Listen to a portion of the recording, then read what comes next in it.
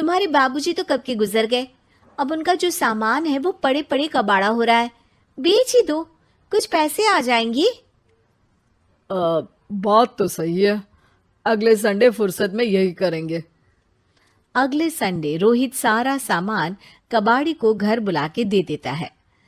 तभी उसकी नजर बाबूजी की पुरानी टीवी पर जाती है, जो इतने सालों तक कूड़े में पड़ी थी, फिर भी चमचमा रही थी। आके देखें क्या? हाँ हाँ, क्यों नहीं, देख लेते हैं। पर शायद ही चले। बाबूजी ने उस लड़ाई के दिन के बाद टीवी देखना ही छोड़ दिया था।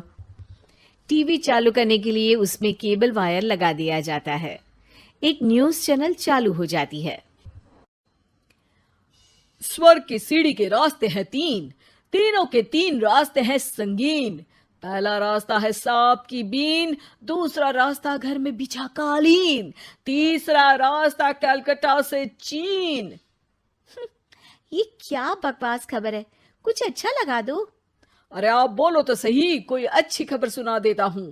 मेरा तो काम ही खबर देना है। अरे बाप रे, टीवी बात कर रही है। हाँ, ये न्यूज वाला मुझसे। हाँ हाँ, आपसे ही तो बात करूंगा ना, आपके घर में हूं तो। अरे ये सपना है क्या? तुम हमसे बात नहीं कर सकते? अरे सपना नहीं भाई साहब, ये टीवी जादुई टीवी है। बोलो, क्या खबर सुननी है, वरना ब्रेक लेने का टाइम आ जाएगा। सुप्रिया घबरा के टीवी बंद कर देती है। वो क्या था? अरे एक बार और चालू करके देखे, फिर से बात करेगा तो चैनल बदल देंगे। सुप्रिया फिर टीवी चालू कर देती है। अरे ऐसा कोई मुंह पे टीवी बंद करके जाता है क्या? मुझे बुरा लगा आपका नेचर।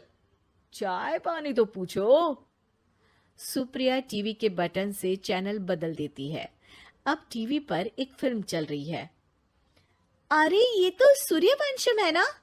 हाँ, और ये ठाकुर को जहर की खीर दे दी और उसको पता भी नहीं है। ए भाई, खीर मत पीना, उसमें जहर है, मत पीना। ठीक है महाशय, जैसा आप कहें। हाँ। अरे आपकी बात मान ली, पूरी पिक्चर ही अब तो बदल जाएगी। मतलब ये सच में जादुई टीवी है? तभी वहां कबाड़ी आ जाता है। भैया, टीवी के 150 रुपए दूंगा, चलेगा? अरे 1.5 करोड़ में भी ना दे तुमको ये टीवी हम। अरे 1.5 करोड़ खरीदने को होते तो तुम्हारे घर में ये पानी चाय नहीं पीता, अंबानी या टाटा के घर बैठा कोल्ड कॉफी पीता। रोहित कबाड़ी का हिसाब करके उसे वहां से चलता करता है और अपने भाई शशिकांत को फोन लगा के बुलाता है। शशि थोड़ी ही देर में वहां पहुंच जाता है। क्या हो गया भैया? अरे बाबूजी का टीवी याद है? हाँ हाँ, जिसमें घुसे रहते थे हमेशा वो, और अपने को कुछ नहीं देखने देते थे। अरे वो अब जादुई टीवी बन गया है। भैया, आपकी बकवास करने की आदत अब तक नहीं गई। अरे आपके घर में बच्चे हैं, अब तो बड़ों जैसी बात करो। टोपी में से सांप। सांप सुनते ही शशिकांत कांप जाता है और भाग के टीवी बंद कर देता है। भैया, सॉरी भैया, मैं समझ गया ये सच में जादुई टीवी है, पर एक बार और ट्राई करते हैं। पर भाभी, कोई दूसरा चैनल लगाओ जिसमें डर ना लगे। सुप्रिया टीवी चला देती है और न्यूज लगा देती है। अरे कितने दिनों बाद मुझे याद आया, बताइए क्या खबर सुनाओ। और ये नया आदमी कौन है? ये मेरा भाई है शशिकांत। ओह यस, वही है ना जिससे तुम लड़ लिए थे किसी बात पे, और तुम्हारे बुढ़ाओ पिताजी गुस्सा हो गए थे और टीवी को संन्यास दे दिया था। हैं? तुमको कैसे पता ये सब?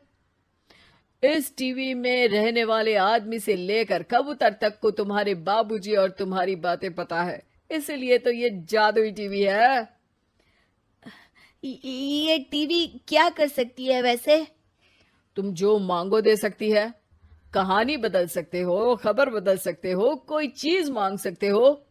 अरे भैया, ये टीवी मैं लेके जा रहा हूँ। बाबूजी का लाडला तो मैं ही था ना। अरे ऐसे कैसे? मैं बड़ा बेटा था। अब तक मेरे घर में टीवी थी ना। अब तक कहाँ गए थे पिताजी के लाडले? तुम्हारी गलती का एहसास भी है। अरे भैया ज्यादा ना बोलो वरना भूल गए आपके दांत तोड़ दिए थे मैंने उस लड़ाई में। मेरी बीवी के सामने मेरी बेइज्जती करता है। रुक दोनों भाई हाथापाई पे उतर जाते हैं। रुक, बताता हूं तुझे कि कौन बड़ा है।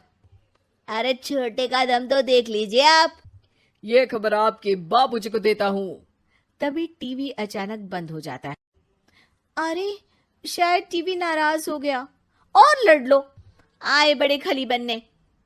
टीवी से एक तेज रोशनी निकलती है और टीवी में बाबूजी दिखाई देते हैं।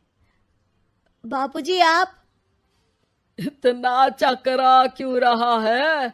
अपने बाप को नहीं पहचानता क्या? ये तो ऐसा ही है बाबूजी। प्रणाम बाबूजी। अरे चुप कर, तुम दोनों ही उल्टे हो। तुम्हारी वजह से मैंने टीवी में आने के सपने को छोड़ दिया, तुम्हारी लड़ाई की वजह से। और तो और, जितना मैं अपनी बीवी को नहीं देखता था उतना टीवी को देखता था, वो भी छोड़ दिया तुम दोनों की लड़ाई की वजह से।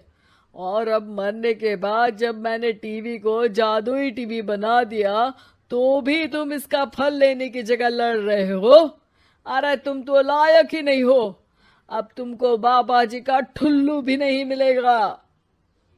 बाबूजी चले जाते हैं। टीवी बंद हो जाता है। रोहित और शशिकांत गिड़गिड़ा के टीवी के सामने हाथ जोड़ के बाबूजी को बुलाते हैं, पर टीवी सिर्फ धुआं निकालता रहता है।